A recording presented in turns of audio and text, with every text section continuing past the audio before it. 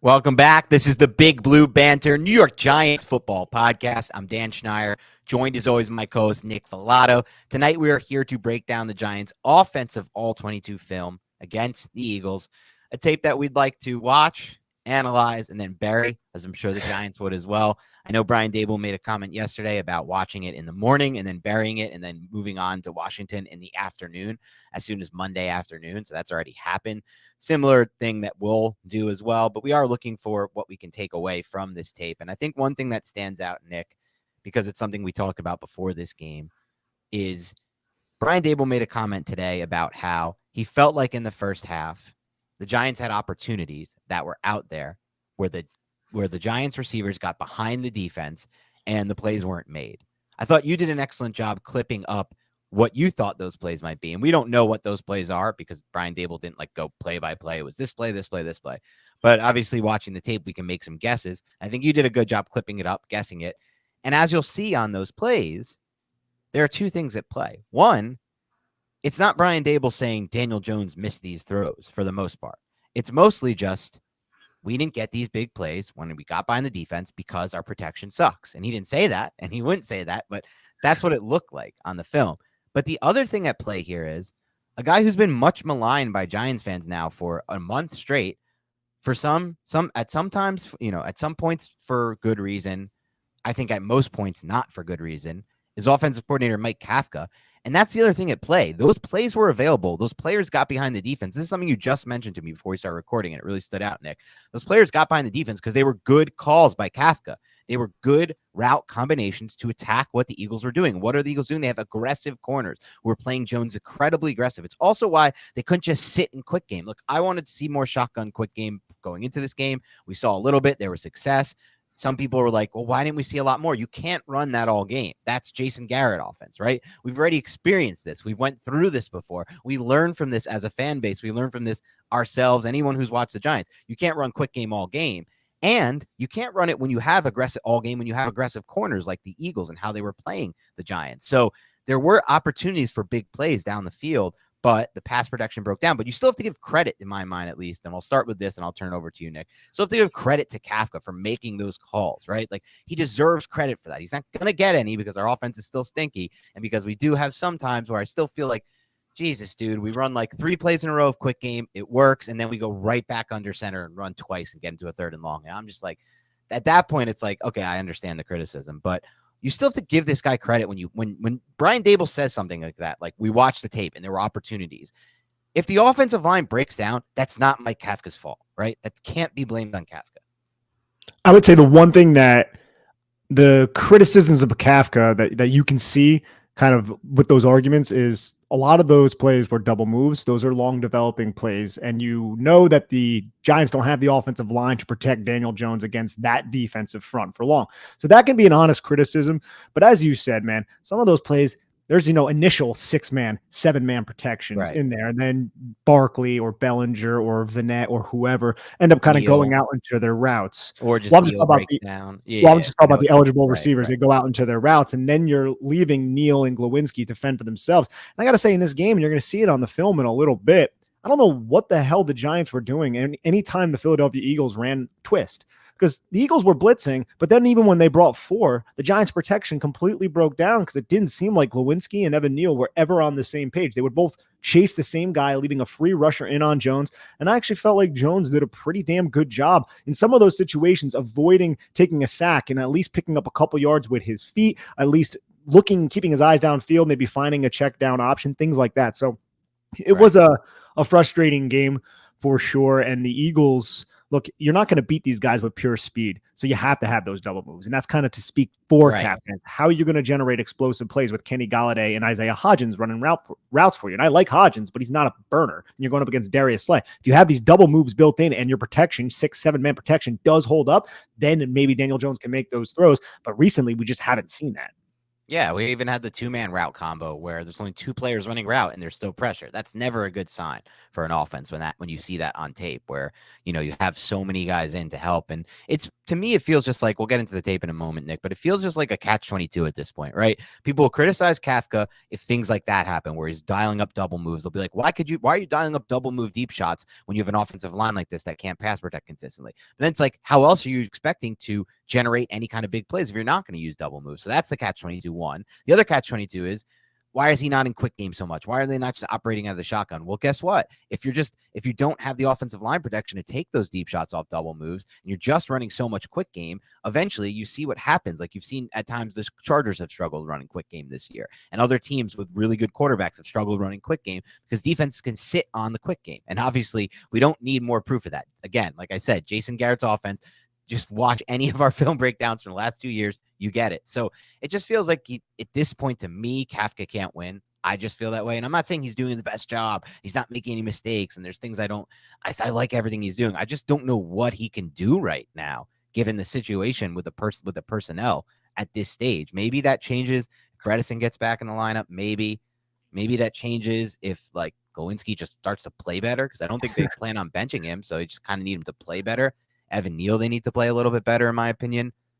Those things happen, then maybe that can change. But until then, I just don't know what he's supposed to do. Because, again, I want more quick game, but not all game, right? We can't just run quick game all game. So at this point, it's a tough spot. I don't know what, and it's not going to look this bad every week. Obviously, you're not facing Eagles are one of the best defenses in the NFL this year. Like that's not going to be the matchup every week. But unfortunately, that is the matchup if you ever want to make it to a Super Bowl, right? Like that's it. Eventually there needs to be a ceiling talk, and that's kind of where we're at right now.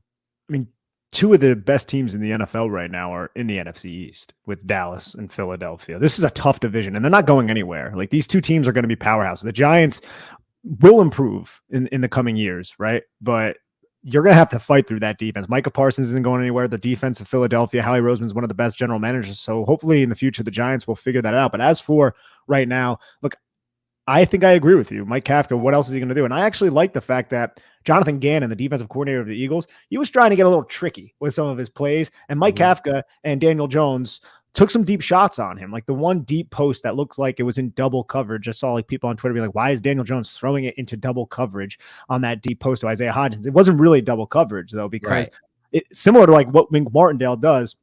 The person who had center field responsibilities at the snap was on the line of scrimmage. Then he bailed deep. So Isaiah Hodgins had a deep post route, as we're going to see in a little bit, against a cornerback with outside leverage. Take that shot all day. Now, that player who was on the line of scrimmage did a really good job getting back to that position, but don't allow them to run those types of coverages on you. Show that you will take those deep shots. And if one misstep that they have, you can go big on them. You could score a touchdown on them. So I like the fact that they got aggressive in those certain situations. But it's a great point.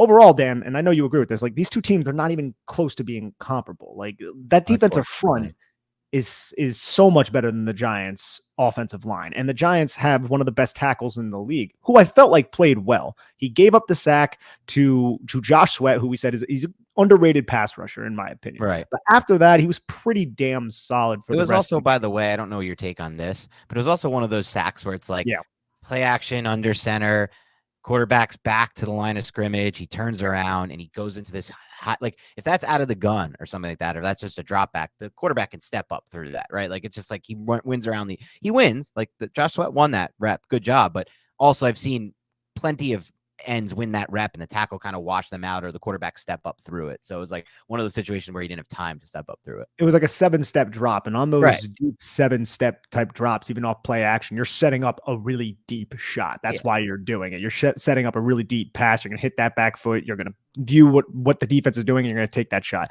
It's difficult for the Giants to do that. And I don't really feel like the Giants, and you've brought this up for over a week now, Giants don't have any success under center running those types of concepts because their offensive line just cannot block it up, whether it be the tackles or more specifically the interior. And if we're really going to narrow it down, it's the right guard, man. Mark Glowinski is just continues to be an issue, and he looked pretty bad as a run blocker in this game as well. It's surprising to me that he is still playing outside of maybe the idea that there's so many injuries, they don't have any options. I don't know if that's the case. It's going to be very interesting to me to see if when Bredesen and Azudu are fully practicing off the injury report, everything like that, if Glowinski does remain in the lineup, that's when it'll become even more surprising to me, as I know these coaches have done a really good job this year of just shuffling in players who aren't producing if they don't feel like they're producing, regardless of what their name is, right? Kenny Galladay is the best example of that, but we've seen it at D-back, we've seen it at linebacker, we've seen it at other positions as well. So I will be very interested to see that, because right now he's playing really bad football, Mark Glowinski. It's the only way to describe this. Like, he has a big free agent contract. There's a ton of dead salary cap. We can't really cut him next year, but you can bench these types of guys. They've done this already with Galladay. So I'll be interested to see what happens there as well. That could maybe help if they kind of like can work in like Azudu at left guard, Bredesen at right guard, Gates at center type of thing, or something along those lines. But yeah. Galladay ended up playing, I think, 11 snaps in this game is what it says. Didn't look that bad. No, yeah, he actually got open on a double move. Now, Yep. he's never going to be explosive. It looks like you can even see the difference between him and Isaiah Hodgins. And Hodgins isn't a burner, but you can tell Isaiah Hodgins just has more juice, more maybe control when he wants to decelerate, when he wants to throttle down at the top of his break than someone like a Kenny Galladay. But Galladay had a couple opportunities that if the protection held up and Jones saw him, we might have been like, holy crap, a 60-yard catch by Kenny Galladay, which would just be such an anomaly at this point because he's a ghost. He's a $72 million ghost on the Giants roster. Yep, absolutely nuts. All right, let's get into this film. Let's talk about what we're seeing. We'll start with the first drive of the game for the Giants. Started off solid, then bogged down completely with the play you just referenced, that deep drop sack. They start off the game with just a little run here to Saquon Barkley for 4 yards against the tight front from the Eagles. That this was kind of, early on, we've seen a lot of these types of runs, and this is a successful play, 4 yards. And you have the Eagles. Look, they have Vontae Maddox right up there near the box, just similar to the New York Giants front. Just have 5 guys on the line of scrimmage, 3 inside the tackles or over the top of the tackles, and there's just not a lot of running room for Saquon Barkley. But it sets up a 2nd and 16 where we're like, okay, finally the Giants are going to work this quick game, and look at it. It ended up working out for him here. Yeah, 2nd and 6. So much space here at the bottom of the screen. No, yeah, I know. So much space here that it happens. So much space here at the bottom of the screen here. Player in motion, and it's just like your classic slant flat, which I like. Run some quick game. And one thing I really like about again, I'll make it clear. We can't just run quick game all game. That's Jason Garrett. But I will say this about mixing it in a little bit more. Jones can really drive these throws. He throws them on time. The ball placement is usually pretty solid. It's out of his hand pretty fast. Like, this is a good throw. I know it's not the craziest, hardest throw in the world. Trust me, I'm well aware of that. It's just a slant. But there's good drive, there's good ball placement, and there's good timing on it. So I like it. And it's a 14-yard play. It's a 14-yard play. And you also got to look at TJ Edwards, number 57. He's the Mike linebacker. Jones has to get this ball past him just on time. And it doesn't look that close, but still, you have that linebacker. You just got to wait for Isaiah Hodgins to win inside. I felt like you saw it on the sideline view. Hodgins did a really good job beating Slay off the line of scrimmage, and then Jones delivered the football there before that other defender could flow underneath it. Sets up a 1st and 10 where... Let's run that back real quick, actually. I want to check out the route from the sideline angle from Hodgins so we can show that off. Yeah, he's outside the numbers, right?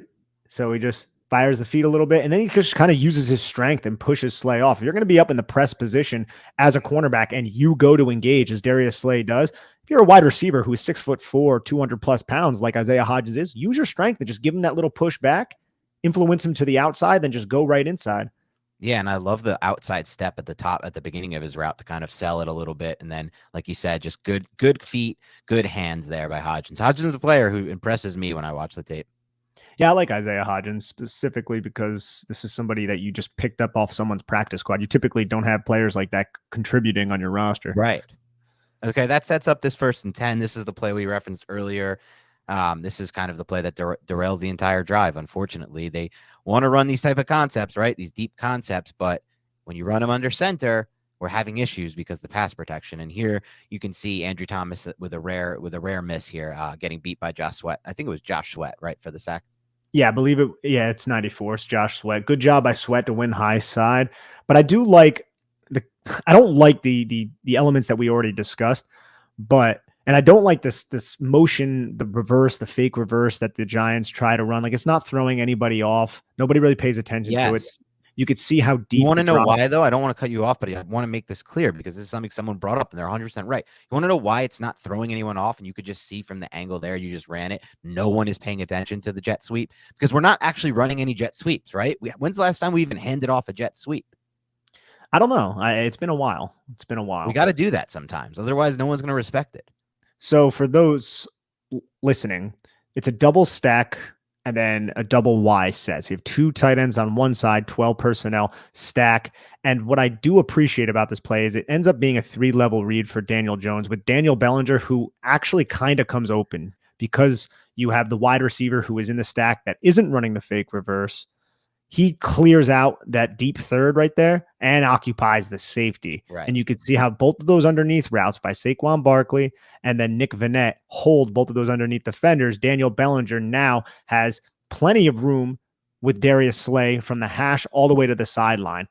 If Jones could have delivered a nice lofting pass towards the numbers, this could have been a nice chunk play for Daniel Bellinger, but obviously he ends up getting sacked. And I think he would have. I think this was a defined enough pre-snap, personally, Nick, where Jones knows this is where to go with the ball. It's just you can't go with the ball there when you hit your back foot and it's a sack, right? And another one more thing. That's Marcus Johnson running the route. So probably your fastest receiver. He might be faster than Darius Slayton. It's up for debate, whatever. Yeah. Anyways, watch at the top of the screen. He stems back to the outside, and that safety is in the middle of the field. He might have leverage to the outside from the hash, but you can't see it because the camera angle just cuts off. So that might even be another play that Brian Daboll was referencing in terms of a wide receivers kind of getting open downfield. We just can't see it on this version of the All-22. Yeah, that's a good point. We don't know that, but that could be a reference. So sets up a 2nd 17, never a good down distance for this offense.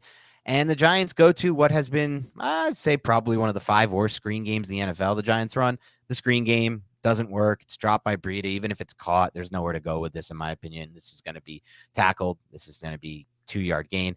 Giants really just not operating a successful screen game now for how long, Nick? A month, 2 months? It's been almost all season. It's been quite a while. Now I'm trying to look at this and I'm saying if Breida catches it right here, Feliciano kicks out 43, Nick Gates turns, picks up TJ Edwards 57. Can Breida just hit that crease? And that might have ended up being a nice big gain, but Breida just, I don't know if he doesn't keep his eye on the football or what exactly happens. He just lets it like poop literally right out of his ass and just falls on the ground. You can see Nick Gates getting into it with TJ Edwards, but I don't know. They just haven't, and it predates Kafka too, man. Because like Jason Garrett's offense was pathetic. Same with Shermer's, same with McAdoo's. I don't know what it is.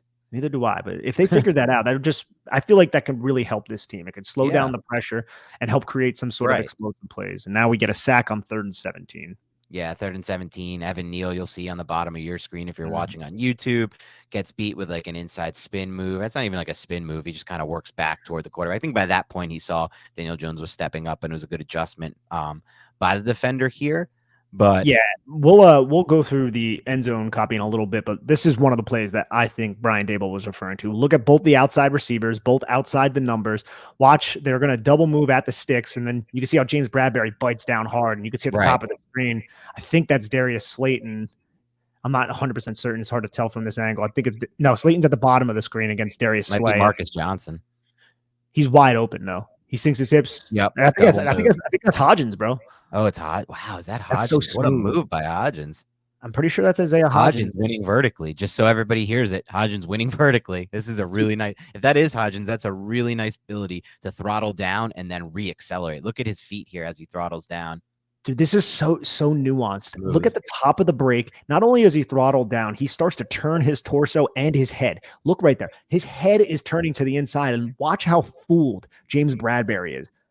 And then he holds a little bit like he got cooked, James Bradberry, by Isaiah Hodgins on a double move. And this has to be one of the plays referring. This is a touchdown if Evan Neal can just block whoever that is, Hassan Reddick. And also look at the coverage that's being run. You have a quarters look pre-snap. Both of those safeties drop down to basically robber positions. And then, like we said, and we're going to see the Giants try to take advantage of this later, somebody who is up closer towards the line of scrimmage ends up dropping into the deep third of this cover 3. This was a missed opportunity. And if we're going to look at the end zone angle, Evan Neal, man, like it didn't have to happen. He didn't have to get beat like this. He just didn't. He just overset so far to the outside. Watch him just flip his hips and then just kind of like crisscross applesauces his feet and then just allows Hassan Reddick right back inside. That Wow. just a And he's the crappy. only one, man. If that it's so frustrating to see, dude, because if that, it's just everything else is pretty fine there, pass protection wise. And if Evan Neal just doesn't do it, like he just looks terrible on this rep. He oversets, then he lunges with his hands out there. Look how off balance he looks at this point. I think at this point, he's trying to do the whole move that a lot of offensive linemen do where they just slingshot the defender up the arc and then eliminate them, but he just doesn't really get clean contact. And I don't know why he just continues to pursue. I guess he thought he was beat and he just allows it to undercut. Yeah, that's a complete missed opportunity. It has to be one of the plays that Dable was referring to. Yeah, that one's a lock, and that's unfortunately on Evan Neal. But what are you going to do? I mean, look, that's a 3rd and 17 too. That could have been. He was wide open, Hodgins. So I mean, that could have been a touchdown. That would have changed a lot. That would have changed things potentially for this game. I mean, they probably still lose. Look, they got destroyed in this game, but you never know with momentum in football and how things could change. But sets up the second drive for the Giants. This one's a 4-play, 16-yard drive, another failure of a drive just from that standpoint. But it starts off with one of their best plays of the game, a 13-yard run by Gary Brightwell here. This play is really well blocked, especially in my opinion, by Thomas and Gates on the left side. I also think this was a really good read and just quick decisiveness by Gary Brightwell. There's just no guess. There's no tiptoeing with it. I'm not saying that Barkley does this, by the way, but there's no like, I don't know how to explain this when I watch it, Nick, but there's no thinking really. It's just get in and get vertical. This is what competent offenses look like. This is what a good running game looks like. This is what we saw in the beginning of the season. Gary Brightwell trusting his blocks up front. You're going to have the double team on the 2-eye tech. Andrew Thomas gets his hip on the 2-eye, and then Nick Gates does just a freaking phenomenal job finishing the block and keeping 97 Javon Hargrave away from that gap. But the most impressive thing is probably Andrew Thomas, who does that, helps Gates out, and then he's able to flip his hips, turn around, locate TJ Edwards. Wow. And then allow a great block, man, by Thomas. Holy shit. It's an amazing block. And you can also look at both of the tight ends. They're both taking on Brandon Graham, one of the most underrated players in the National Football League. And he's older now. I think he's like 34, but he's such a good football player. You can see how they both finish this block together and they drive him to the ground. It's just complete complementary football. Everybody executing their assignments, and end result is a 13-yard run. Yep, sets up a first down here. We're going to see a 4-yard run by Gary Brightwell, duo play. Kaiser White plays it pretty well, but still a solid gain for 4 yards. And I think Brightwell did a good job kind of like falling through contact and having a nice second effort after initial contact. Absolutely. I mean, Brightwell could have just hit this gap, but look, the hole's there. You have 2 guys in it presenting themselves. So he probably gets these 4 yards just because he's able to run through some arm tackles, and he just saw how dangerous Kaiser White was. Of course, this guy wasn't supposed to play in the game he plays, and he has this huge impact. I felt like he was all over the place in the first half. Yeah, he was. You mentioned him in our I guess our preview show. He's definitely somebody that is worth tracking. Here they try to run on this second down. Their classic play action, bootleg left, hit the slide receiver. And of course, as we've seen now over the last few weeks, this ain't working anymore. Teams are just not going to get fooled by this. Yeah, your guy TJ Edwards sniffs this out, and you can see he sees Richie James, 185-pound Richie James coming across this formation, and he's not even fooled. He takes one step, and he's like, all right, I'm on this. Yeah. TJ Edwards just slams Richie James to the ground. Isn't James in the concussion protocol right now? I think I saw that. Like, this has to be the play probably where he suffered that concussion. Maybe he did. I mean, he caught a touchdown on like the last offensive play for the Giants. Yeah, I don't know when it was, but he could have had it and played through. We don't know with that type of stuff. He got slammed on his head there. Yes, and that was a 1-yard loss. That was like a really bad play, right? You got to at this point, it's time to just eliminate this from the playbook because it's not working at all, and it's taking on losses. But sets up this 3rd and 7 here. Starts with like a cover 3 look, as you can see. Pre-snap, the Giants try to dial up the deep shot to Hodgins, like Nick broke down earlier. I thought this was a good decision by Jones, not a bad one. As you can see, kind of like you see that defender bailing, trying to get to the deep half. Eventually he does get back, which is crazy because he was like near the line of scrimmage. But if Hodgins tracks this ball better, this could have been a catch. I think so too. I do. And 33, this is the second time that they're doing this coverage. It looks quarters pre-snap. Both those guys sit at the sticks or just beyond the sticks, letting everything develop in front of them. Then you have the 3 deep defenders. And I like the fact that they took this shot. Hodgins definitely didn't do the best job tracking this football, but it ends up going incomplete, and 33 does a really good job getting from a Mike position to a deep third responsibility. He does look pretty good running that vert, though. Like, for a player who's not known for his speed. Who, Isaiah Hodgins? Yeah. Yep. Yeah. I mean, he's aligning outside the numbers and he's being the vertical element in a lot of these plays. I mean, if you look on the backside, this is traditionally a route that you would imagine Darius Slayton would run. Darius Slayton's in a stack to the backside of Richie James right on top of each other. And Darius Slayton runs the deep dig, which is traditionally something you'd think Isaiah Hodgins would run. So the Giants are trying different things with their wide receivers. And I actually like it because it seems like they are creating some separation and it also just allows your offense to have a little bit more versatility because Hodgins, to me, just watching the tape, he looks like he's capable of doing this, even though he might not fit the ideal profile. Yeah, exactly. That's a really good way to say it. And I like that they've already taken 2 deep shots at this point in the game, 2 deep shots. If it wasn't, if the game didn't get so out of hand and the Eagles went up 21-0, this could have played a big role in helping the Giants win the game. And maybe that's something they can do against Washington. Hopefully it is. Yeah. I mean, Washington, even just taking the shots, not even like if you complete them or not, just taking the shots. They had success against Washington, right? They had the 55-yard catch to Darius Slayton. They had another one that Darius Slayton dropped. They had another one where Darius Slayton was ridden out of bounds. So I think they're going to try and test those corners, especially if that one cornerback, I can't remember his name, Holmes or something like that. If he's in the game, they're going to try to probably more than likely go after him. Yep. All right. So that sets up the third drive of the game for the Giants. Again, no scores on the first 2 drives, no score on this drive either. This is a 6-play, 18-yard drive. It starts off with the Giants trying to run a little quick game.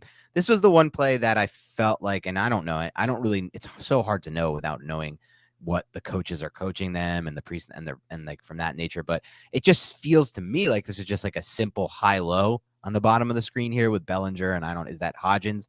And Jones should just kind of hit Bellinger there, but I don't know because he doesn't. Obviously, he comes off it pretty fast and goes on to his read on the other side of the field. Yeah, and he sees that there's pressure coming from that direction from 32. 94 drops off, so it ends up being a simulated pressure from Jonathan Gannon and the Philadelphia Eagles.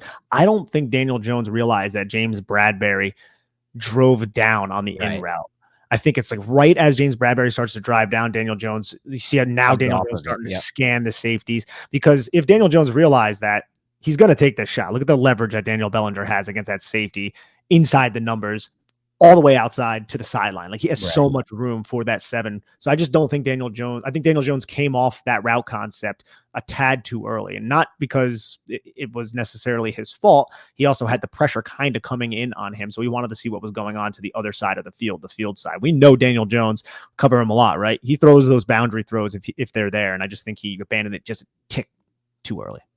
Yeah. I don't know if I would agree fully with the he throws the boundary throws if they're there thing, but I agree with everything else. No, what I mean is the boundary side throws. He doesn't. Oh, yeah, you're right. The boundary side throw. Okay, I got you. I thought you meant like those hole shots. He definitely likes the boundary side a lot more. You're 100% right about that. You're right about most of this thing. I'm just agreeing with you on that. Obviously. And those just because I know we have to do a better job reiterating things like the boundary. When we say boundary, what we're meaning in this context is you can see how the ball is on that hash, right? So it's on a hash. So the sideline towards that hash is the boundary. The sideline away from that hash that the ball is on is the field side, more space. So that's essentially what we mean. If you're watching on YouTube, harder to throw for any quarterback to the field side versus the boundary side. Yes, there's just more. You need more velocity on it and everything like that. And the Giants, I mean, they throw balls over there. Don't get me wrong, but a lot of them, as Dan and I have said, they really like to target the boundary. Yeah. And I will say this about that play.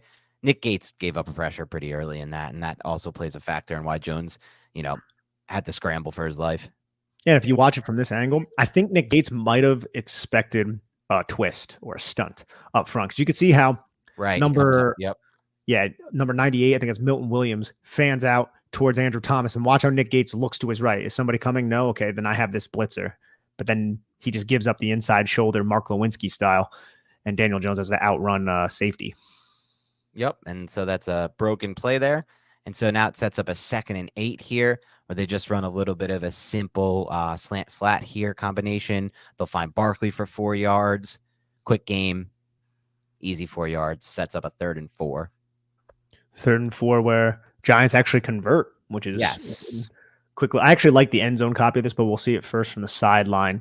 Daniel Jones decisive, hitting Bellinger right over the middle of the field around Richie James. The Giants come out in 12 personnel. You can see Kenny Galladay's out on the field.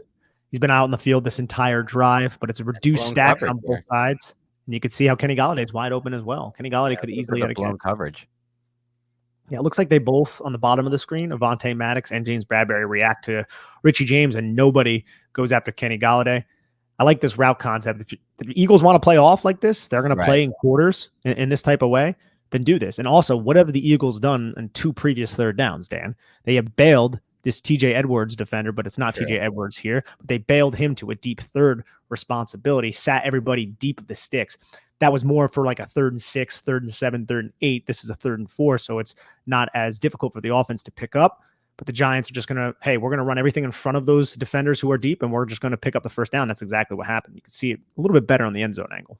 Yeah, and I think the end zone angle also shows a good job by Jones to reset the pocket and find a different throwing lane. Yep, that's exactly what happened. You can see Daniel Bellinger being the tough son of a bitch that he is right there. Makes that catch. Really good catch.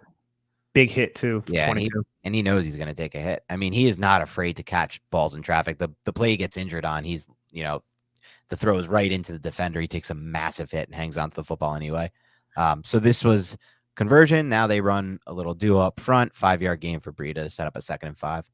Yeah, again, Eagles, for a team that traditionally, I know they play a lot of quarters, Jonathan Gannon, but there were some times where there were favorable boxes, and the Giants, they were going to run the football. Like right here, it's a 5-yard gain. I'll take that on first down every time. But you look at the box, it's not threatening. You have double teams that can easily form and climb up to those linebackers, and that's what we end up seeing. Yeah, you got to run against a front like that. So sets up a 2nd and 5 here. It wasn't the best drive for Gates here at left guard, and this is probably another rep he wishes he could have back here against Milton Williams. And it ends up being a 1-yard loss. Milton Williams is a freak athlete. I remember him in the draft, and a lot of people were talking about his combine because he was 99th percentile in everything. I think it was the 2021 draft. And watch how he gets from a 4-eye spot all the way to the A gap and just presents his chest. Impressive. Right? He literally. What round was he? What round pick was he again? I think he was the 3rd round pick. Yeah, I remember that, and everyone was talking about how big of a reach it was. No, you bet on traits, man. Bet on physical traits. Howie Roseman, he's going to do that. And you could see how it pays off. This is a rotational guy. He just hits Nick Gates with a quick club swim, and you could just see the lateral agility. People who are around 300 pounds, this guy's 285, 290. They're not supposed to explode off the ground like that and cover that much space in one step. Very true. That looked really crazy. All right, so that sets up a 3rd and 6, and this is where the drive breaks down here. You'll see, if you want to see in my mind why this drive breaks down, it's the right side of the Giants' offensive line. Been an issue really all season, just an ET twist there, but it's Glowinski and Neal, and they just have had trouble, blocking these types of twists. Daniel Jones throws late to Bellinger, throws him into the contact. I personally would like to see the ball thrown out of bounds, but I understand it's not easy when the bullets are flying. I'm not blaming Jones, but just in my opinion, just throw this ball out of bounds. This is never going for a first down. It's thrown right into the defender, and this is the play Bellinger does get hurt on. But again, not knocking Jones here. Please don't take it that way. Just would prefer it out of bounds. Bellinger, he comes back in the game after this, though, and I'm actually okay with this because there were times throughout the tape, we'll see it, where Daniel Bellinger was wide open. Because whenever he chipped and released, I felt like the Eagles kind of forgot about him sometimes. And this is just a really good play by that safety to realize it. He has Darius Slayton running right towards his face. And you can see at this moment, the safety is looking at Daniel Bellinger as Daniel Bellinger releases it. He's like, oh, crap. But if that safety just doesn't recognize it, that's probably a first down by Daniel Bellinger. So I'm okay with it, even though he takes this shot. But if you look at the bottom of the screen, Dan, this is the Kenny Galladay play that we were referencing. Kenny Galladay toasts. I think that might be James Bradbury. Yeah, that's James Bradbury on an out. That was a pretty nice route by Galladay, honestly.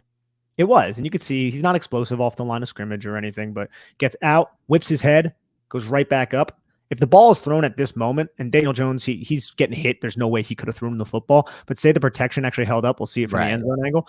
This could go for 6 for Kenny freaking Galladay. These are the plays that Brian Dable are talking about. And you brought up the twists up front. I don't know what Evan Neal and Mark Lewinsky are doing, or why they were so bad at. They were like Will Hernandez with the twists in this game. Yeah, I don't know what's been going on there. It was like that. Will Hernandez with the twists. Yeah, it's just this is like you said. We keep having these situations because you can even see. Look at Daniel Jones's helmet early on in this play. He's looking to that side now. He is looking for the Richie James route, but if he is able to recognize Galladay, it's a potential big, huge play if the protection holds up. But once again, the protection doesn't hold up, and this twist gets to him. And what is he going to do? He has no other option but to roll out of it try to escape it and throw to Bellinger late. That's his only option. So I take it back saying, I mean, again, I still would rather the ball be thrown early if it's going to go to Bellinger, but you're right. It was a good play by the safety, but there's just nothing you can do when you have this kind of pressure. I agree. No, I 100% agree. It's a 4-man pass rush on a third down. And That's the annoying part, dude. That's only a 4-man pass rush. Like, we're losing to simple twist, like TE twist, like that ET twist. That's the biggest issue right now. Like, if this is a blitz, they catch you. I get it. Whatever. There's going to be pressure, but 4-man pressure, and we have a tight end chipping and releasing too. I know. Like, I would imagine just watching a lot of the Giants offensive line, these aren't just like straight man calls. Like, right. Glowinski should pass that off to Evan Neal. Evan Neal should receive it, and then Glowinski would take the looper underneath. But Evan Neal just kind of follows the guy into the B gap, and he's not there to pick up that other player. It's just an awkward transition. But I wanted to bring up Richie James's route because this is actually kind of a good route from the stack. Yeah, he gets outside. Like, he probably would have been open there as well. Like a nice just pass towards the sideline, hit him right in stride.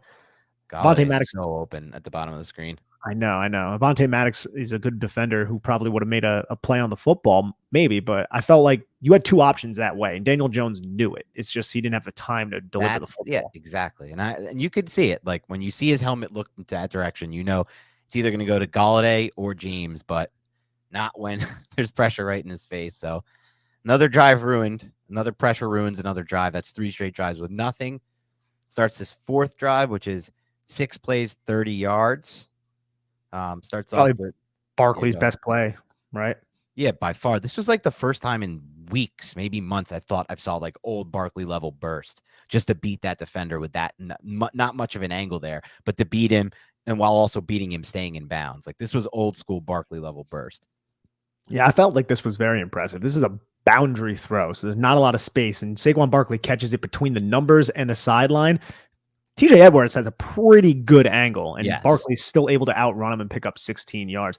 I was curious if Saquon Barkley steps out of bounds here. Actually, when I was going through the defensive film, there was a pass to Miles Sanders in the first half that I felt like was actually in bounds. That was called out of bounds. I'm not sure if you caught that yet, but it was one of them that I think maybe the Giants got away with. Let's see.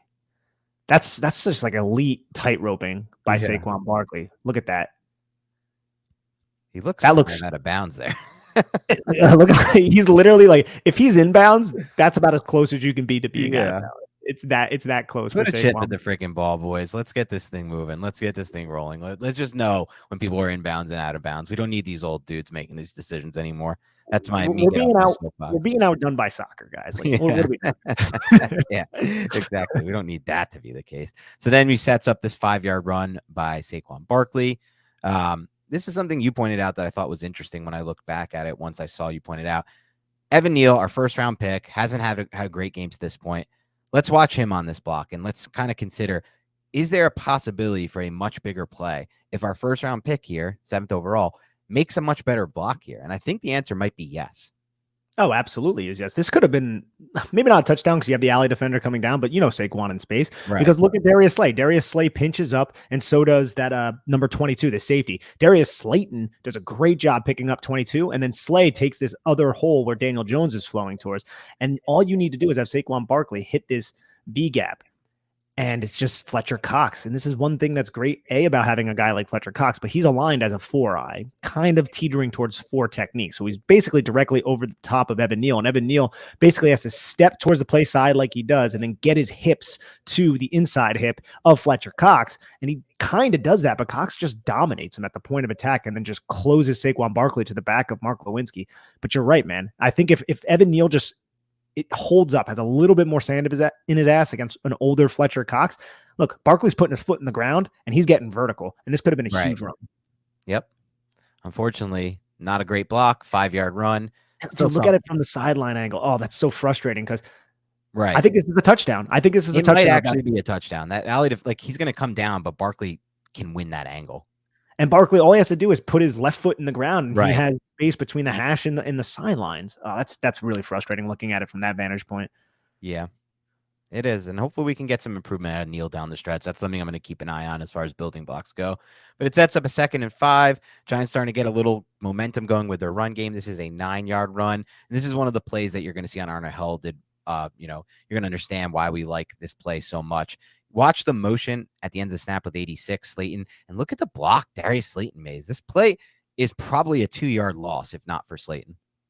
It absolutely is. That is a wildly impressive block for Darius Slayton. Darius Slayton aligns himself between Daniel Bellinger and Evan Neal, and then number 22 of the Eagles penetrates the B gap. So Slayton steps into the C gap, realizes what 22 is doing, works around Evan Neal, and then literally delivers a really impressive block on 22, stopping him in his tracks and allowing Saquon Barkley to cut to the left and pick up 9 yards on an impressive run by Barkley, if I do say so myself. So that's a very, very underrated. This is a Sterling Shepard type of play from Darius Slayton. Yeah, it really is. I mean, you can say what you want about Slayton. There's so much focus on his one drop against Washington and not enough. And like no one talks about his 55-yard catch, him getting open. And I will just personally believe that this guy is a dog who makes a lot of plays by creating separation, but also has plays like this where he's making a great play as a blocker. I want Slayton back. I'm standing on that soapbox, Nick. I'll talk about it more in the offseason, but he's a player who I want them to re-sign. Something to pay attention, two things to pay attention to, and I agree with you. I do like Darius Slayton. If he wants to come back on a cheap veteran contract, I'm all about that because he has a role and he's an NFL wide receiver. First, let's look at Nick Gates. Nick Gates, a very good block on Javon Hargrave off the double team from Andrew Thomas and sustains the block, kind of helps finish it off. But watch Evan Neal.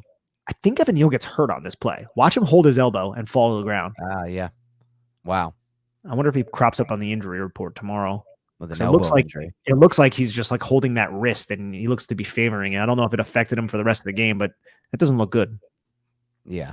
No, that did not look good at all. I didn't even notice that the first go around. Okay. Well, sets up a 1st and 10. They go back to the run. This is what Kafka wants to do. It's a 4-yard run, though. So another success as far as runs go. 4 or more is considered a success with me, at least. And so it sets up a 2nd and 6 situation here where once again, we're going to go to what is our now our 4th straight run here. But this is something you've seen a lot here. I think this is probably the play you were mentioning earlier with Glowinski, right? It is, yes. What a bad job this is. Look at the blocking. So it's single back. The Giants are going to run to the tight end side, and they're going to run a G lead concept with the guard and the center just kicking out. So all Glowinski has to do is kick out Brandon Graham, the end man on the line of scrimmage, who does a great job keeping everything tight. But Brandon Graham, he uses the squeeze technique, and he basically contacts Glowinski's outside shoulder and then just sheds right off of him. This could have been a big play if Glowinski just does his job. Exactly, because if you look, you have John Feliciano, Nick Gates, and Andrew Thomas with basically one Philadelphia defender. The caveat is if Saquon Barkley could have outran the backside pursuit defender because he was flying into the into basically what we would, I guess, say that is the mesh point. But yeah, man, that look at this point if you're watching on YouTube. If Glowinski kicks out Brandon Graham, can Saquon Barkley outrun that backside pursuit defender? And say that he does, you have 3 blockers. This could have been another huge run for the Giants. Yep. And instead, it's crazy because this would have been potentially another huge run for the Giants. Instead, it's a drive killer because it's a 4-yard loss thanks to Glowinski, and it sets up a 3rd and 10. And 3rd and 10 is not really a situation we're getting out of these days here. This is almost intercepted. This was almost like a game wrecker. I think that from this angle, it looks to me, or from the other angle, look even more like Jones is targeting James the whole time and is not throwing this ball to Bellinger, who's crossing. So I think he just completely doesn't see this linebacker 57 underneath and throws right to him, essentially. Or maybe he just thinks he's crossing there. With That's the exactly, other, yeah. So he just misreads the defender, or the defender fools him, whatever you want to call it. But this was close to an interception. I think Jones at this point believes that TJ Edwards is going to stick on Darius Slayton. Right. And then maybe stay on Daniel Bellinger. But TJ Edwards just does a great job. Look how focused TJ Edwards is on Daniel Jones this entire time. TJ Edwards is a freaking good player, man. I know. And he's an undrafted kid out of some crappy school, I think. Yeah, no, that school is Wisconsin. And we could have had this guy. Obviously joking. But yeah, I mean, that could have been a devastating interception at that point. And look at the play, Dan. It's a play we haven't seen in a couple of weeks, I don't feel like. I was thinking that. Good old mesh wheel. There was more mesh wheel. This wasn't the only mesh wheel in this game. They use mesh. They love to run things off of mesh. They do, yeah. I think they run it 2 more times, maybe once during garbage time, and they want to. Yeah. They run it another time with Jones, but frustrating drive that ends there. So that's the end of that drive. Still no points, but then the Giants make a huge play on special teams, which we haven't been able to say a lot this season. It's a 21-0 game at this point, but still great play on special teams with the block punt from Ellerson Smith. Sets up their 5th drive, which is a 3-play, 15-yard touchdown drive here. Starts off with a play that we finally see work here. It's a little halfback misdirection, roll out, quick hitter to Daniel Bellinger in the flat, and he's open. I feel like the Giants have success running this type of play. It's not like a play action slide. This is a similar. It's better than their slide. Yeah, they scored a touchdown on this play a couple weeks ago with Isaiah Hodgins coming across, I think, and I think it ended up getting called back for the ineligible man downfield against Dallas, if I'm not mistaken. It was a similar play to this, but this play has worked for them in the past. But Daniel Bellinger picks up 11 yards. I just let Hassan Reddick go, block him for a second, delay it. Right. Daniel Bellinger, for a rookie tight end, I really think the Giants found something with this kid, man. Me too, man. He makes who was responsible most for that? Brandon Brown, from what we read. Brandon Brown's a beast, yeah. And we gotta hope they keep him because he might get some interviews this offseason. Assistant GM for those who might not know. Yeah, that was a great addition by Joe Shane and the new staff. Yep. Here's a little 2-yard run to set up the 2nd and goal, which is what they scored the touchdown on.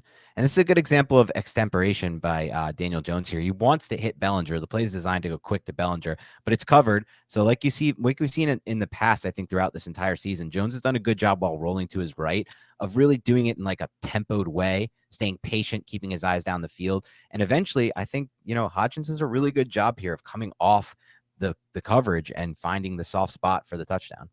Yeah, he beats Darius Slay, who's a very good cornerback. I think this is an excellent job by Hodgins. And again, what is he using? His strength a little bit. Because Slay, you want to engage him. Like, he's not really initiating contact. Slay is kind of walling him off from getting outside. So he just cuts back into that soft spot, 43 vacated, to try and take Jones, because Jones is a threat. You got to remember that. Teams are going to look at Daniel Jones and be like, he can run this football in. So we have to abandon our initial responsibility.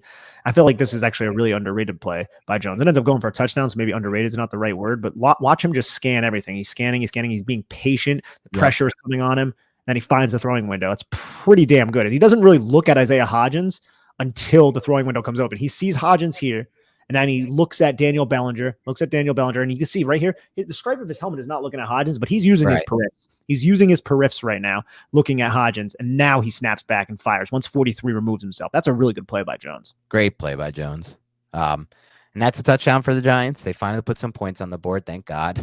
That's up their 6th drive of the game, which is just the one just before the end of the half. This was a 3-play drive that went 5 yards, so we'll run through these plays and take a look at those.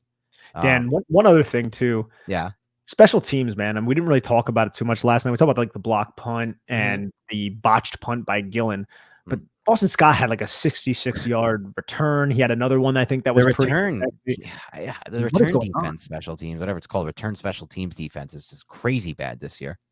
It's so frustrating, man. It really is. But especially because McGahee was really good as a coordinator when he first came in, and now it feels like people are like, "Oh, call him for his head. We need to get rid of him," and it's crazy. But starts off this drive. They're trying to run a little quick game. Jones throws hot and high to I think Richie James, and it goes over his head. I think it is Darius Slayton. Oh, Slayton, okay.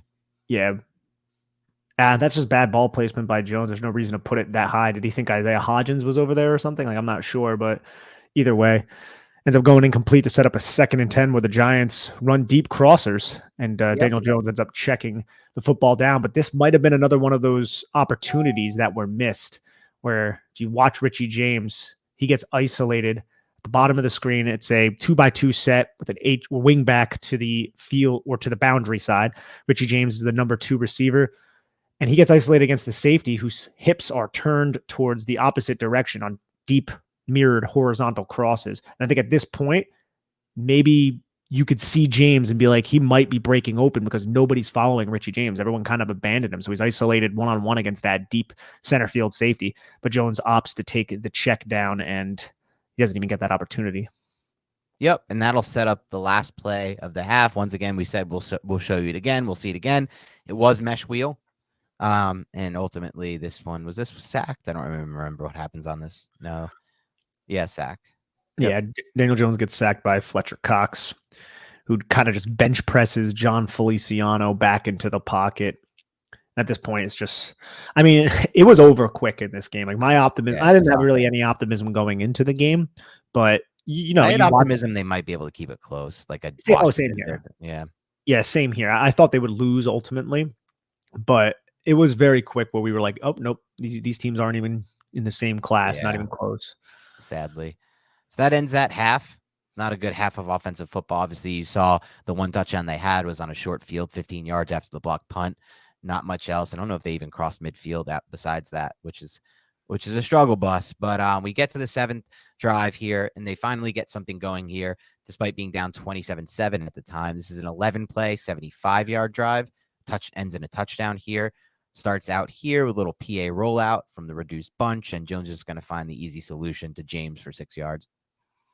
Yeah, this play is similar to some of the plays we went over earlier, but it's one that the Giants have had success running whenever they kind of throw it out there. Just single back under center, Yeah. get Jones moving, have Isaiah Hodgins crossing the field, similar to what we went over. This is the one I think they scored the touchdown on with Hodgins. Yep. And I like then they run this when the leverage was is how it looks pre-snap, like, right? Like you can win to that. Like, this is a good play to call against a defense lined up like this.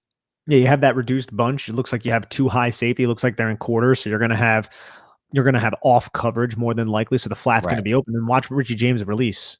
Richie James just no. He has a really, really delayed release. So no one's really paying attention to Richie James, especially with Slayton kind of threatening vertically. So James just makes this catch, and it's an easy 6 yards. Sets up a 2nd and 4 situation. This is another great play by Darius Slayton here. The Giants run zone read. Jones makes a decision to keep it. And look at 86 as he motions back just before the snap. Look at the block he makes if you're watching on YouTube. Gets the 2 defenders, seals the edge completely for Jones, and just gives him a free lane for a 17-yard gain. Yeah, this is an excellent play by Slayton. He's just been a dog this entire game as a blocker. Takes out 2 guys. And then I think that's Darius Slay does just a poor job keeping Jones in contain. He just comes down really tight, and Daniel Jones, that athlete, man, picks up a nice 17-yard play. It's one of the best plays of the game for this offense. That sucks to hear, but unfortunately, it's the truth. We'll just move on to this next play here, 5-yard run for Barkley. Evan Neal struggles with Fletcher Cox. He struggled all game. Now you can see Fletcher Cox basically directly in the B gap, more as a 3 technique. And you have the combo block. Glowinski has to come off it to pick up penetrating number 43, and Evan Neal just can't sustain Fletcher Cox, and Saquon Barkley running right into his arms. Good. Yep. It's been a struggle with Evan Neal. It hasn't been what I've wanted to see, to be completely honest with you, Nick. I was hoping for a little bit more from him his rookie season. I just don't remember like some of those plays, like that one, for example. I don't remember that ever being an issue for Andrew Thomas his rookie year. Like, there were issues with Thomas in pass protection. He would overset, but I don't know if I remember too much of those kind of run game issues. This is a tough block for Evan It's Neal. Fletcher Cox too, so it's not easy. And it's Fletcher Cox. And Evan Neal has help from Glowinski to start. Like, he does. But you could see it just feels like the size of Evan Neal is working against him so much. Yes. His height.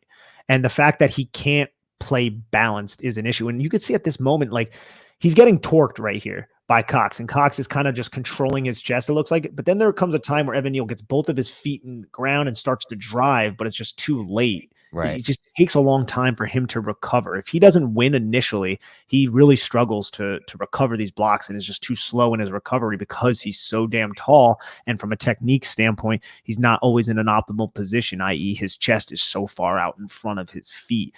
Like, those things just, they don't work in unison, the feet and the hands, and just how he ends up on the deck so much because he's so overextended. Yeah, you broke it down well. Unfortunately, hopefully that's something he can clean up. We'll see what happens with that. Now it sets up the 2nd and 5. They run a double slant flat both sides, and Jones does a good job of recognizing where the open void is and just striking it to Richie James here. See how James wins off the line of scrimmage. Looks like Avonte Maddox is allowing him inside because he has a defender right there. So Jones has to get this football out of his hands with number 43 playing that linebacker position. Avonte Maddox is inviting him inside. So good, quick, decisive throw from Daniel Jones there to pick up a good chunk of yardage to Richie James. And that right there will set up the next 15-yard chunk, back-to-back 15-yard plays. This one is a 15-yarder to Hodgins, who I think does really an excellent job finding the soft spot in the zone, throttling down, settling into it, and presenting a target for Jones, and then creating a little bit after the catch as well. Yeah, it's a good route concept against this defense. It looks like the Eagles are in some sort of quarters look with the safeties 2 reading, and you're going to read the release of the number 2, but you can see how they switch release at the line of scrimmage. Richie James becomes the number 1 once the routes are distributed, and then Isaiah Hodgins, who was the number 1 initially, just sits in the window that was vacated by the defender who is now matching Richie James. That makes sense. Yep, that did make total sense. And so Nice that's little a catch. 15-yard, yeah, nice little catch and run. Extra 5 yards, 15-yard gain. Sets up a 1st and 10 here, where you're going to see a little 7-yarder to Isaiah Hodgins. Jones, this was actually a really nice play off script from Jones, because if he throws it early, it's going to be potentially like even intercepted if he's looking for Hodgins, but there's no throw. And because he steps up, the defender comes off where he was in the middle of the field to try to stop Jones, and then he's able to kind of just like off balance get it to Hodgins for 7. And I know this isn't the identical mesh wheel that we've seen, but it's still similar with Gary Brightwell running the wheel. You just don't really have the mesh concept. You have the OTB from Isaiah Hodgins, and then you have Richie James releasing underneath on the drag, but instead of having another player coming from the backside, you just have Daniel Bellinger chip and then release into the flat to occupy that defender. I really like this play from Daniel Jones, as you brought up, for all those reasons. He has to influence that defender away from Isaiah Hodgins, and some of the things that we talk about with like Daniel Bellinger and Isaiah Hodgins, how they're smart route runners. Watch how Isaiah Hodgins finds space to get open away from coverage and then presents his big frame and hands for Daniel Jones. Like, that's a smart play from him as well. Yep. And that sets up this 2nd and 3. Or I'm sorry, yeah, you're showing it again. That sets up a 2nd and 3 situation. Eagles send a run blitz here. It looks like they just are so aware the run is coming. This is kind of maybe a tendency call by the Eagles here, knowing Mike Kafka in these 2nd and short situations really does run a ton to try to just get the first down. And it's a gain of nothing. Gain of absolutely nothing, absolutely shut down to set up a 3rd and 3 where the Giants are going to run play action and find Gary Brightwell for 6 yards. Yeah, this was a nice job by Jones to get this ball off. I thought this was one of my favorite plays I remember from Jones on the broadcast. Probably not as good as the one we went over earlier, actually, now that we've seen it on the tape. But on the broadcast, this was my favorite play, just because it's tough to get this ball off here with that free edge rusher. And he does a good job getting it to Brightwell. Yeah, the Giants have 2 guys. Someone sliding underneath because this is under center, and Gary Brightwell just rolling out. So you have 2 easy options in the flat, but you're right about Daniel Jones. Look, he has to flip his hips and his shoulders and get square to Gary Brightwell. First off, he has to get the football into his throwing hand. Like, that's difficult with Brendan Graham coming right down on you. Yep, exactly right. Sets up a 1st and goal here. We get a 1-yard run for Saquon Barkley. Yeah, Saquon Barkley. I'm wondering if, I'm not sure if it was this play or it's the next one where it looked like Saquon Barkley, if he cut to his right, would he have a touchdown? Or if he cut to his left, if he had the next one, I know what you're talking about. No, it's this one right here. And either way, the Philadelphia Eagles fill this run really well. But you have that extra defender in Avonte Maddox to the right, to Saquon Barkley's right side, the left side of the screen. If Saquon Barkley were to cut to his left, the right side of the screen, you have number 90, Jordan Davis, kind of bench pressing Nick Gates. But you have that one less defender to worry about, where it's just Kayvon Wallace who's at the goal line at this position. So I'm wondering if there was a cutback lane there. I'm not 100% sure. I'm not chastising him. It just seems like there's this unblocked defender that Barkley ends up running into, and there just wasn't one on the other side. And either way, though, it does set up a 2nd and goal. I'm going to run a little counter play here for Barkley. Gets him 2 yards closer to the goal. Yeah, Giants didn't run a lot of counter in this game. That's just a good fill by TJ Edwards to stick Barkley, and Jordan Davis is just an absolute beast. Yeah, you can't move him. No, that's Andrew Thomas who's struggling to move Jordan Davis at that point. Yeah, it's tough. It's a tough task, and it's only going to get tougher as he gets better and better and in better shape. So then it just sets up the 3rd-and-goal sneak by Jones for the touchdown. Yeah, we could watch it, but it's just Daniel Jones doing a good job feeling his blocks and getting around them. So the Giants finally put more points on the board. At this point, it's 27-14. But unfortunately, like we talked about yesterday on the reaction pod, and we'll talk about more tomorrow, this was almost like a max EPA game for the Eagles offense. It was almost a flawless game. So they put up another touchdown right away to go 34-14. Game basically over at this point. But they do run an 8th drive. There's a few more drives in this game. We'll talk about a few more. Starts off with just trying to run a little quick game to Nick Vannett out of a 3-by-1 set. Yep, and it's dropped. It's dropped at the catch point to set up a 2nd down where Evan Neal gives up his 2nd sack of the game. Yeah, you'll just see. Not a good rep from Evan Neal there. Yeah, Brendan Graham is, like we said, he's a wide 9. What is it, Jim Schwartz back here for Philadelphia? Yeah. Wide 9 defender, and you could see how Evan Neal He matches him for a solid amount of time. Daniel Jones is scanning the field, trying to see what's coming open, but then he just gives up that inside shoulder, and Right. Daniel Jones just kind of runs into him. So it's not the most egregious sack allowed by Evan Neal, but it's still a sack allowed. And Let's the see flip side of that, though, was Andrew Thomas had a really good rep on this one.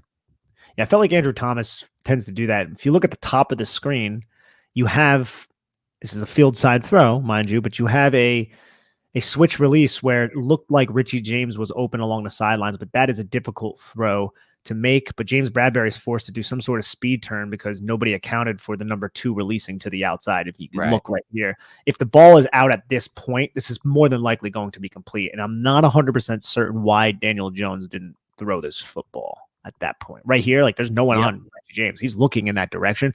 I really honestly can't tell you why Daniel Jones was going to let this rip. I think... Yeah, it almost looks like he reads Bradbury and decides, like, he obviously wants to go to the inbreaker there, I think, at least. And when he reads Bradbury coming inside, you would think he knows that he has James, right? Like that would be what would process in his head. But you're right, I'm not exactly sure why he comes off of it.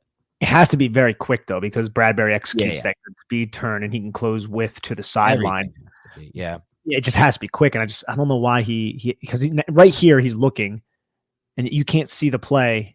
I feel like he considers it, but he just doesn't for whatever reason. I'm not really 100% certain why he didn't. That seems to be a missed opportunity on Jones, whereas a lot of the other ones in this game are more of a product of bad protection. Yep. And that sets up a 3rd and 16 play where the Giants just kind of, settle in some ways with a 12-yarder to Richie James that never really threatens past the first down marker. At this point of the game, it's just, hey, let's not get hurt. We have to worry about Washington next week. That's unfortunate, but the Giants just weren't competitive at all for much of this game. Yeah, they're down 3 scores at this point, 3 touchdowns at this point, so it makes sense to not go too crazy here. Dude, Bradbury he sucks with these double moves. If you look at the top of the screen, I think that's Darius Slayton. Wow, I got him again. The ball's out, so like this isn't on Jones, but holy crap, does Bradbury really struggle with these double moves? Also, to another example, like if the protection's good, Jones might be able to just hit that. He might be able to. Like I'm talking like real good protection. Like if we ever just got that, I've seen it with other quarterbacks. They're just sitting there because you're right. He cooks Bradbury again there. Yeah, I mean that's a in NFL. That's a ton of separation. Anthony Armstrong said 1 yard of separation is a lot of separation. This is like 3 full yards. But if we watch it from the end zone angle, you'll kind of realize why Jones didn't even have that opportunity. You have a twist up front, Evan Neal. I don't know what Evan terrible job by the right side of the line as usual.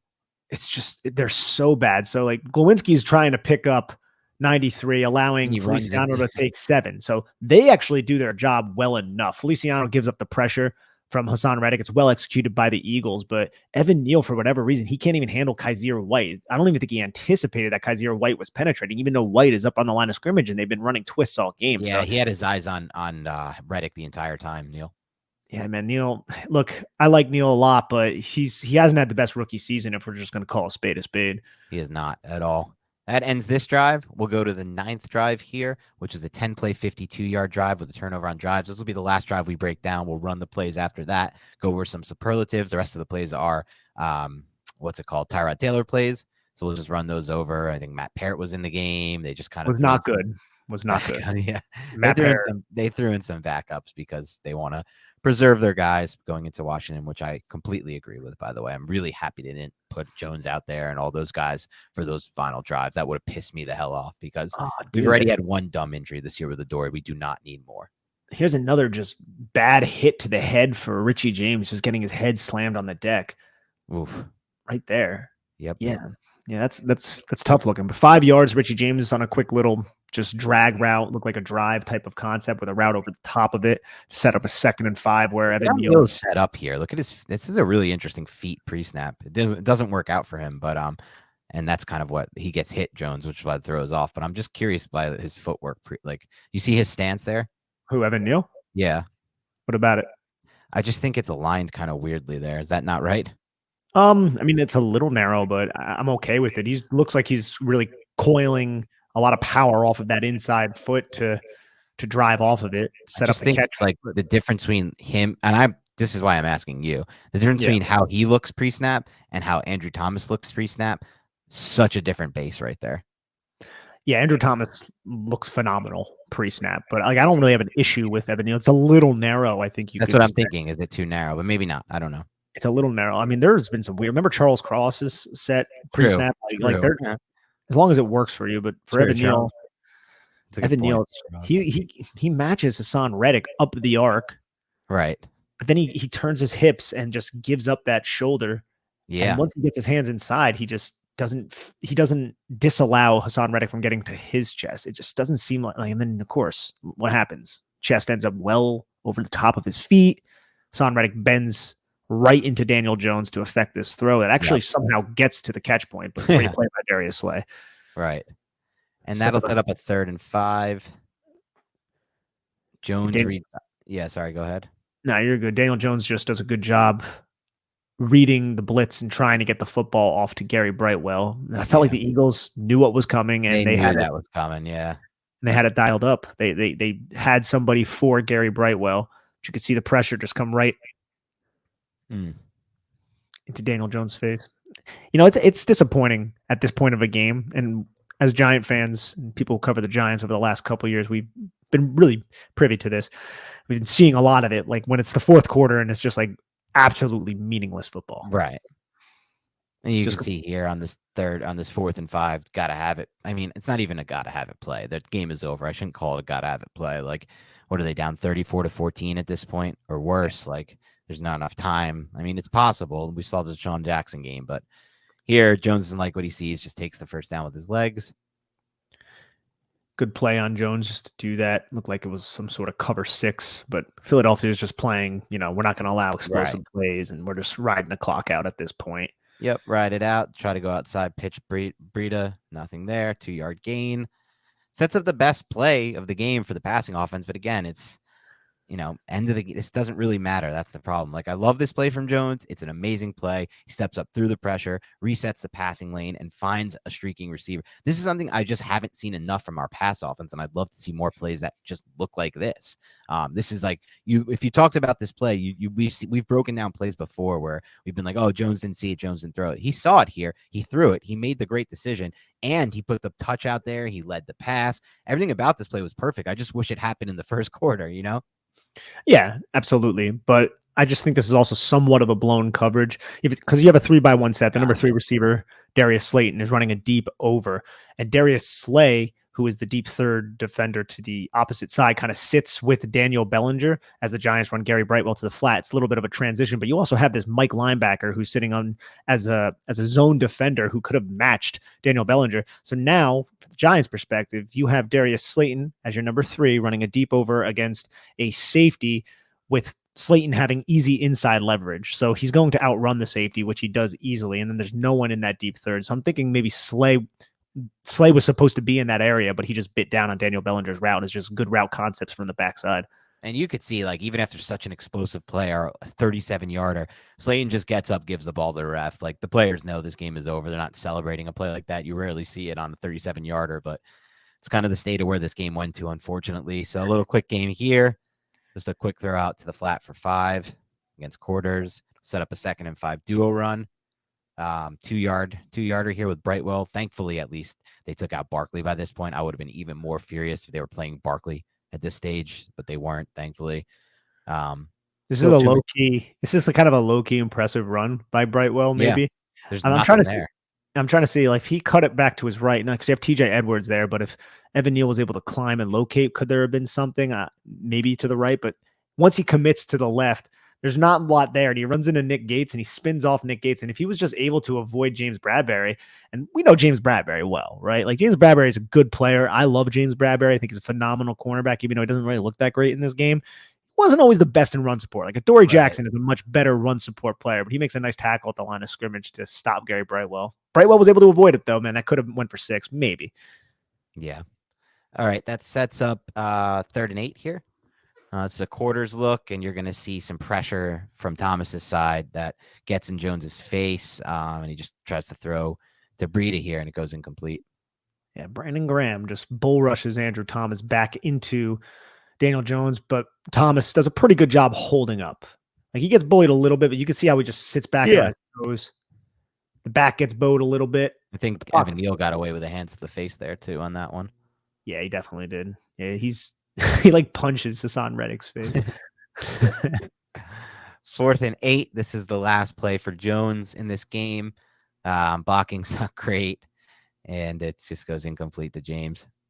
Yeah, he gets absolutely crunched. And there's people that are open. This is a play where look at number Nick Vanette, I think that is, Right. coming from the backside, just dragging. But the Eagles bring a 5-man pressure package.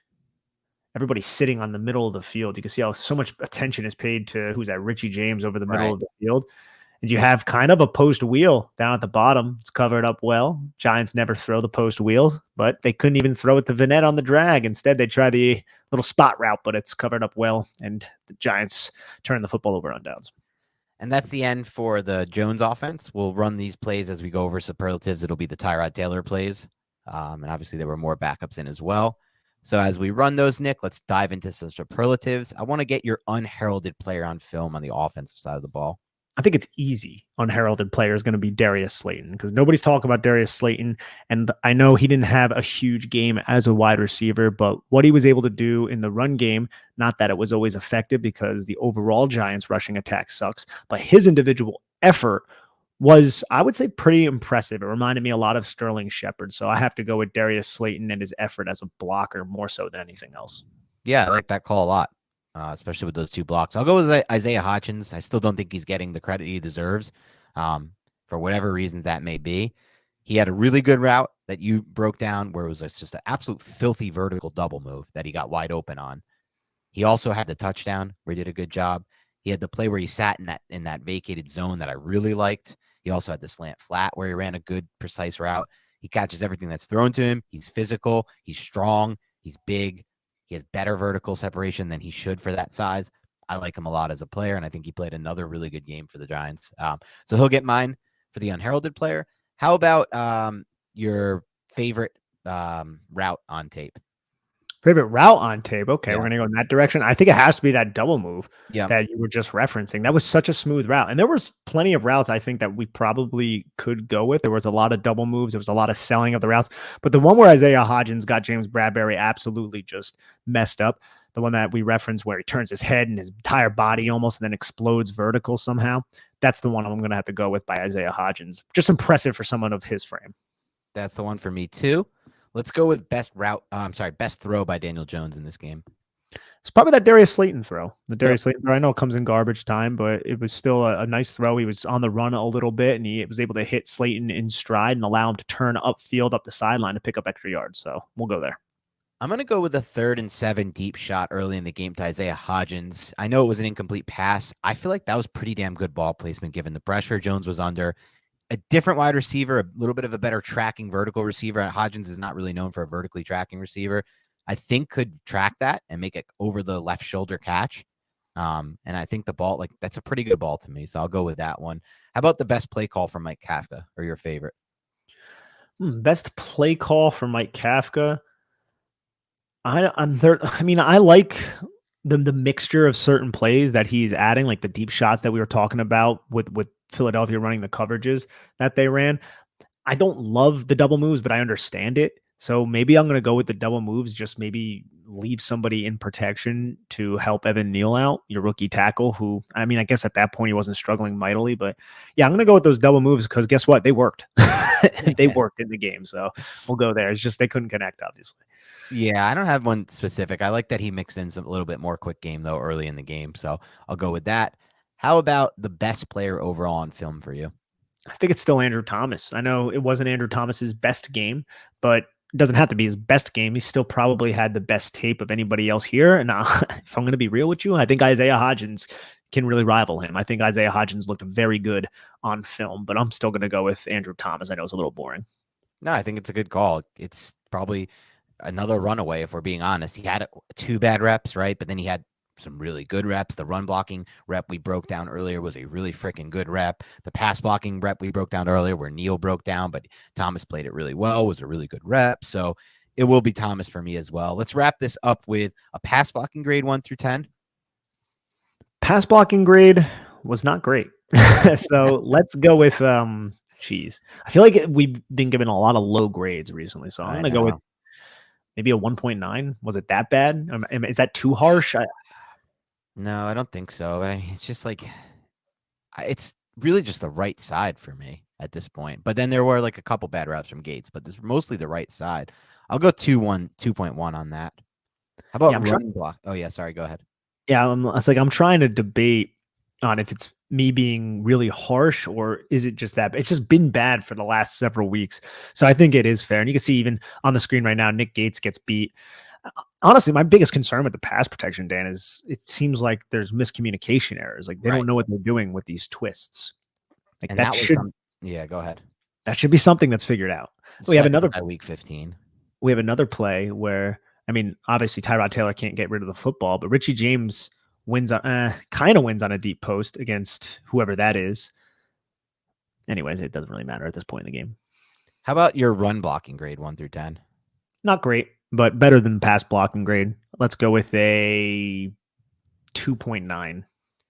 I'm actually a little higher than you on this. I'm at 4.6 for run blocking. There were like a lot of runs that were successful runs. Like a lot of the runs we even just went over, like 4 yards, 4 yards, 4 yards, right?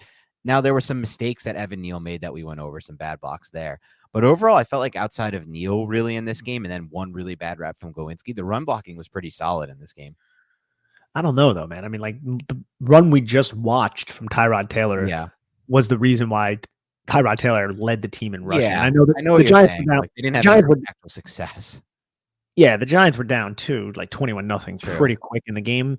They didn't necessarily abandon the run though. Like they still tried to sprinkle the run. Like one of their most successful drives, which is funny to say because they just punted the football, but they were actually moving the football, was when they ran the football 4 or 5 times. And that's not me advocating for them to do that because I don't think they should. But that was one of the drives where you're like, all right, we're moving the football. Saquon Barkley looks good. He starts it off with a 16-yard catch.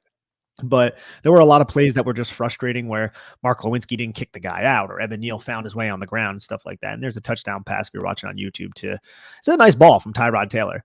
It's a nice ball and it's an aggressive decision. Throw it down the team occasionally.